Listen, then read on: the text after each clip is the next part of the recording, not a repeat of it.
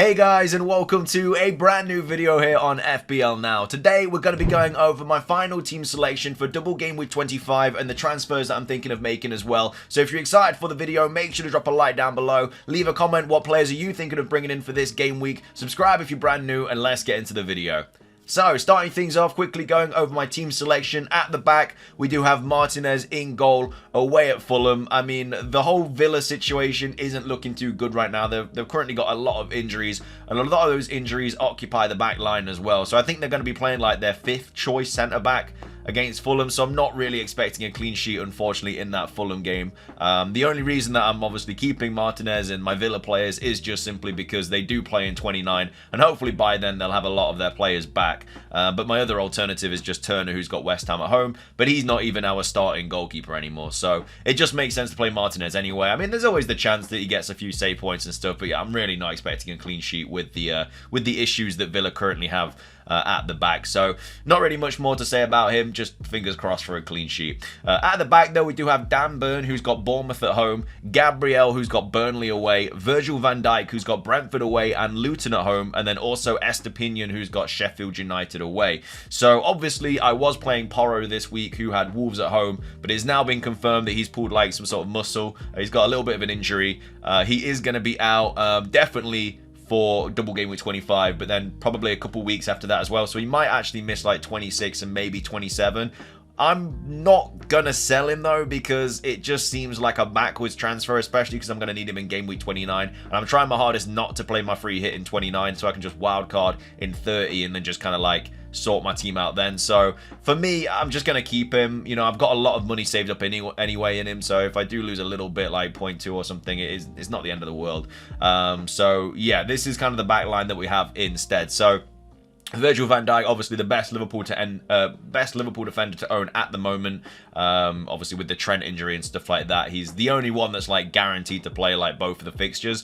Brentford away, I mean, that's going to be a tough game to keep a clean sheet in, but obviously Luton at home, definitely want a Liverpool defender for that fixture 100%. So got Virgil van Dijk there, very happy to play him, very happy that I went with him over Trent as well. I initially went with him just because he was cheaper and he was the safer option, but obviously it's worked out very well because obviously now Trent is injured, so everybody that brought Trent in or had Trent has to now like sort him out. Estepinian with Sheffield United away. Again, I'm not sure if he's even going to be starting. Hopefully he does. I kind of have to play him now anyway because I have no backup defenders with Porro now being injured and obviously having to play Dan Burn. But yeah, hopefully, I mean, it's not a bad fixture to play him in at all. Like, I'm very happy to play him. If he starts, then I'm absolutely fine with it.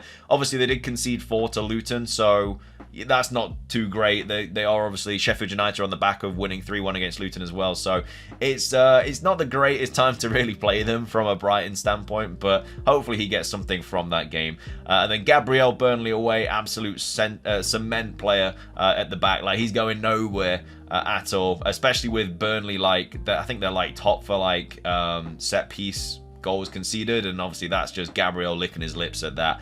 And then we're also playing Burn, who's got Bournemouth at home. I mean, I'm not going to play him this week. I will obviously transfer him out for probably Ake, but we'll get into that in a second. But either way, that's the back line there. Nothing crazy, obviously not too many doublers at all. There are a lot of people with multiple double game week players like your Reguilons, your Dohertys, your players like that, but at the same time, those defenders have awful fixtures, so I'm not too worried about not owning a Brentford defender or a Luton defender.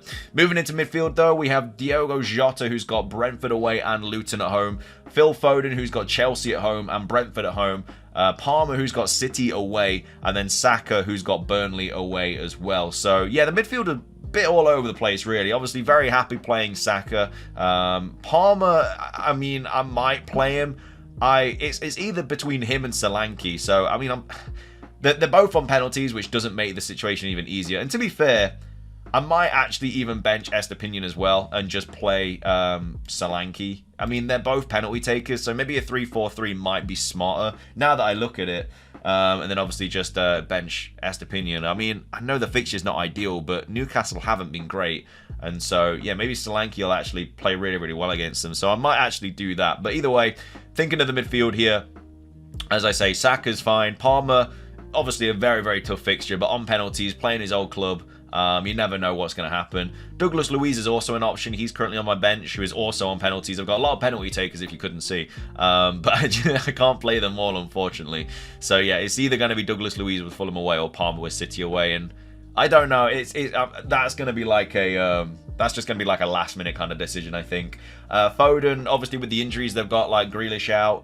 Bernardo Silva is, like, going to be assessed today or something, so I'm absolutely fine playing Foden. I think both Foden and De Bruyne will start, probably Alvarez as well. And then finally, we've got Diogo Jota. Now, this is a really annoying one because I kept Salah from when he went off to AFCON, had his injury, and then Klopp literally said last week, you know, that he hopes for him to be back in training, like, next week or something like that. And now he's available. Like, the only reason I got rid of Salah for Jota last week was because of those Klopp comments. I was like, okay, well, that means Salah's definitely not going to play in the double. Held him all this time and then got rid of him because of what he said. And now he's fine and he's like, possibly, like, he's ready for selection. So that just kind of is really, really annoying, because then I would have had Salah this week, would have been a massive differential. I mean, at the same time, I wouldn't have Van Dijk, because I got rid of Salah for Jota, and then I also got rid of Kabori for Van Dijk. So I guess if you look at it like that, I have more double game week players, but I could have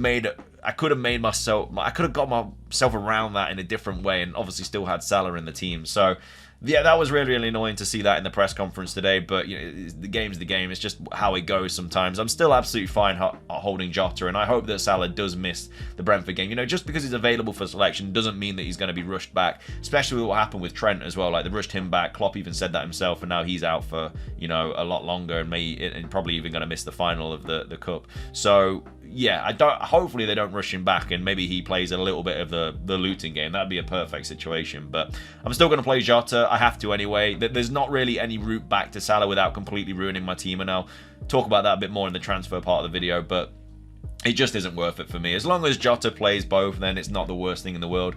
So that's the midfield. And then up top, we have Solanke, who's got Newcastle away, who I just obviously changed. Haaland, who's got Chelsea at home and Brentford at home, is going to be my triple captain this week. I am definitely going to be playing that 1000%. And then also got Watkins, who's got Fulham away. So yeah, I mean, on paper, I've got 1, 2, 3, 4 double game week players. Let me just save the team real quick there. So I obviously got Solanke there instead. So yeah, I've got 4 double game week players, and then obviously I've got 1 free transfer left and a little bit of money in the bank. So let's move over to the transfers. So as you can see, 2.3 mil in the bank, 1 free transfer. The smartest thing this week, like from a double game week 25 point of view, would be to get rid of Porro, because then I can bring him in for Ake, and then for 26, I already have 11 playing players, as long as Burn and Estepinian play. And if they don't, I can always just use a transfer on one of them regardless. So that would be like the perfect situation for double game week 25. But obviously thinking ahead, like after 25, like he's probably going to miss... He's obviously going to miss 26 anyway because he blanks, so that's fine. And then he might miss 27, and obviously he'll be back for Villa. But then he should be fine for Fulham away, and that's the fixture I need him in, you know, because then I can I don't have to waste a transfer. Because if I get rid of him now, I've got to waste a transfer getting him out, and then probably using another transfer to bring someone like that back in just for so it's 2 transfers gone for the same like result for just 1 fixture. So for me, it makes absolutely no sense to get rid of Porro, as I'm not playing my free hit in game week 29. If you're playing your free hit in game week 29, fair play, like, you get rid of him now. But because I'm not, there's no reason to get rid of him.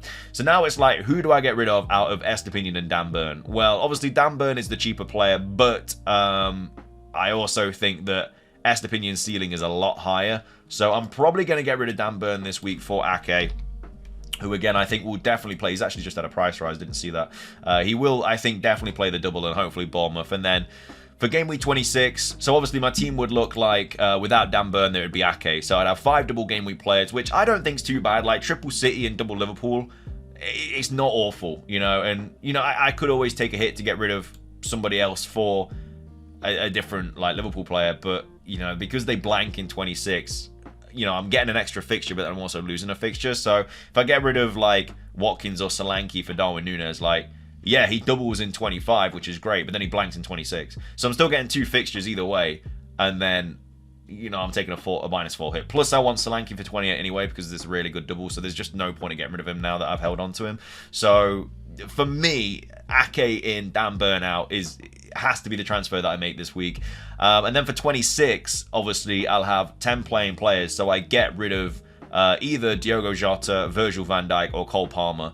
For me, it would make more sense to get rid of Diogo Jota. Now, because Salah's back, like, the minutes are going to be all over the place. So I'll probably get rid of Diogo Jota in game week 26 and bring in Hee-Chan, who, again, I've absolutely loved owning this season. He's been so good for me this season. So that would be Hee-Chan in 26. And then 27 would be probably when I start thinking about bringing in the Spurs players. So I could probably get rid of... You know, I may even get rid of Cole Palmer that week and get rid of him and bring in, like, Son or something like that, because I would just have enough money to bring him in when they've got Crystal Palace at home. So I could do that.